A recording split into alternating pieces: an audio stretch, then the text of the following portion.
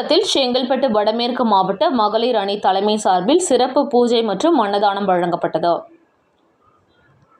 செங்கல்பட்டு வடமேற்கு மாவட்ட தமிழக வெற்றி கழகம் சார்பில் பொதுச் செயலாளர் என். ஆனந்த் அவர்களின் பிறந்தநாளை முன்னிட்டு மேற்கு தாம்பரத்தில் முத்துரங்கம் பூங்காவில் அமைந்துள்ள அருள்மிகு நாகேஸ்வரி அம்மன் திருக்கோவில் வளாகத்தில் செங்கல்பட்டு வடமேற்கு மாவட்ட செயலாளர் கில்லி டி. சரத்குமார் அவர்களின் அறிவுறுத்தலின்படி மாவட்ட துணை செயலாளர் வரலட்சுமி சிவா தலைமையில் தமிழக வெற்றி கழகத்தின் பொதுச் செயலாளர் என். ஆனந்த் அவர்களின் பிறந்தநாளை முன்னிட்டு சிறப்பு வழிபாடு செய்து மாபெரும் அன்னதானம் வழங்கும் நிகழ்ச்சி மிக சிறப்பாக நடைபெற்றது.